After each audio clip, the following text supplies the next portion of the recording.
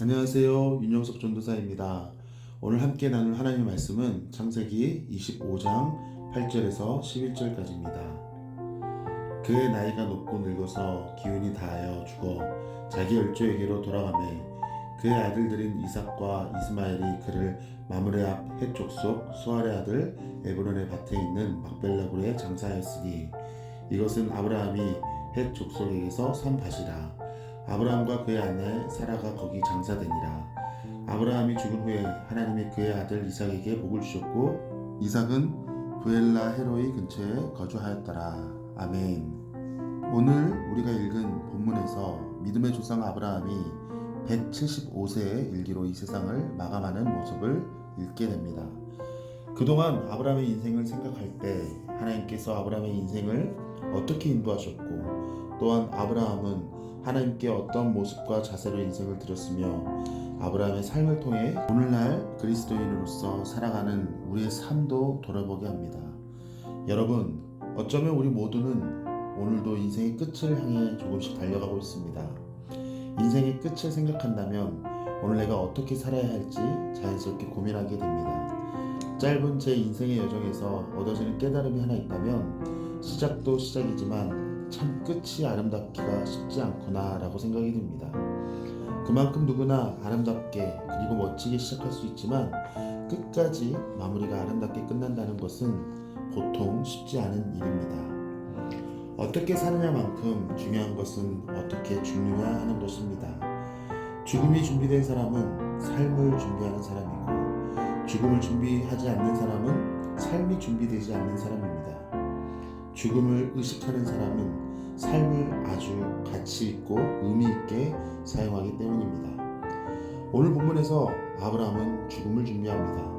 본문 5절 그리고 6절을 보면 아브라함이 이삭에게 자신의 모든 소유를 주었고 자기 서자들에게도 재물을 주어 자기 생전에 그들로 자기 아들 이삭을 떠나 동방 곧 동국으로 가게 하였더라.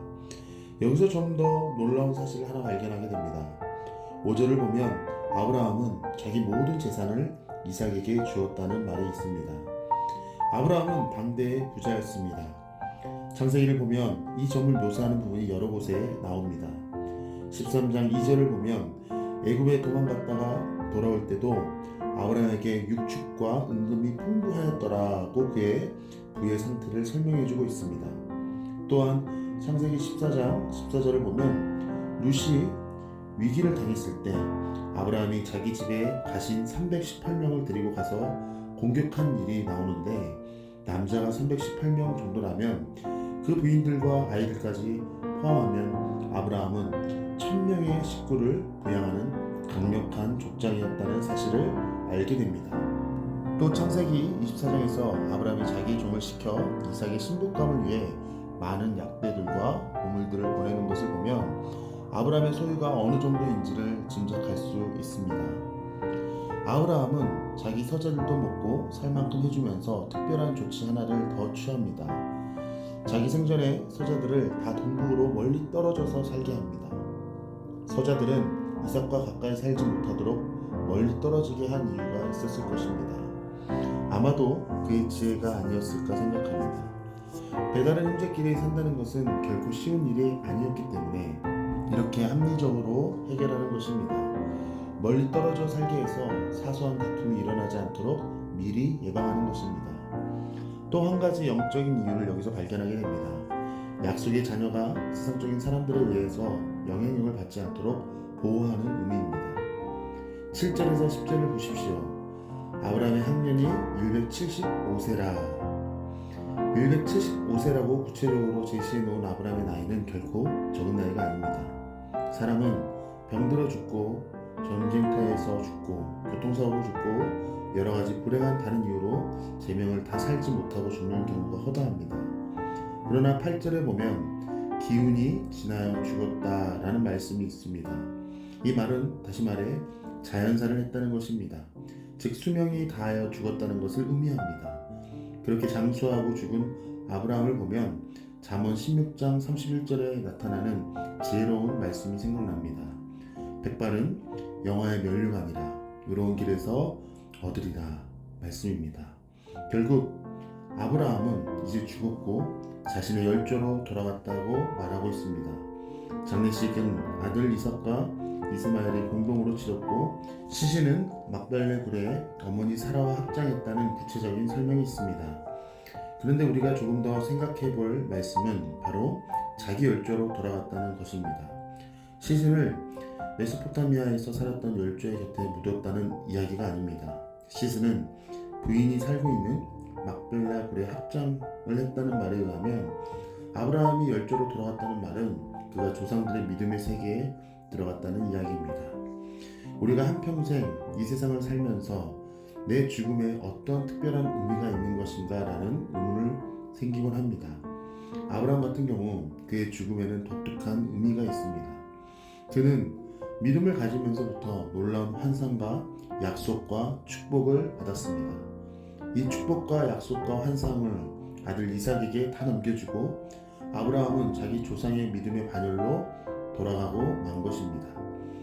창세기 15장 15절에 아브라함에 대한 이런 예언이 있습니다. 너는 장수하다가 평안히 조상에게로 돌아가 장사될 것이요. 성경을 보면 하나의 사건도 그냥 이루어진 것이 없습니다. 그는 예언대로 열국의 아비가 되었고 큰 민족을 이루었으며 그 이름 또한 참되게 되었습니다. 모슬렘에게까지도 그는 믿음의 조상이라고 불려지는 사람이었습니다. 그리고 복의 근원이 되리라는 말도 성취가 됩니다.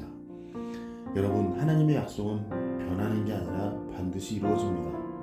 하나님은 하나님의 신실한 약속을 믿으며 나아가는 자들을 통해 축복하고 일하십니다. 우리가 교회를 다닌다고 해서, 우리가 그리스도인이 되었다고 해서 주님을 믿으면 우리 삶에 고통과 고난이 없어지는 것이 아닙니다.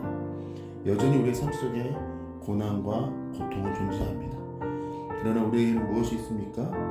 우리를 향한 하나님의 신실한 약속이 있습니다. 그 약속을 붙들고 담대하게 나아갈 때 우리는 이길 수 있습니다. 요한복음 16장 33절에 이것은 너희에게 이르는 것은 너희로 내 안에 평안을 누리게 하려 함이라. 세상에서는 너희가 환난을 당하나 담대하라. 내가 세상을 이기었노라. 오늘도 우리는 믿음의 경주를 할 수 있는 이유는 바로 주님께서 우리와 함께 하시기 때문입니다. 그냥 내버려 두시는 것이 아니라 때를 따라 돕는 은혜로 우리를 보호하시고 우리를 살피시는 주님의 은혜를 바라오며 주님께서 날 안아주시고 칭찬하시는 그 주님의 보좌를 생각하며 오늘을 살아가는 것입니다. 때를 따라 돕는 은혜를 사모하며 오늘도 말씀으로 승리하는 하루가 되기를 간절히 소망합니다. 기도드리겠습니다. 하나님, 오늘도 우리에게 새날을 허락하여 주시고 하루를 하나님의 말씀으로 시작하게 하시니 감사합니다. 오늘 우리가 읽은 말씀을 통해 죽음을 준비하는 아브라함의 모습을 보게 됩니다. 또한 그의 인생 속에서 하나님의 약속이 성취되며 하나님의 약속을 믿고 따라가는 아브라함의 믿음 또한 보게 됩니다. 그리고 그의 인생 속에서 하나님의 약속이 신실하게 성취되고 있음 또한 고백하게 됩니다.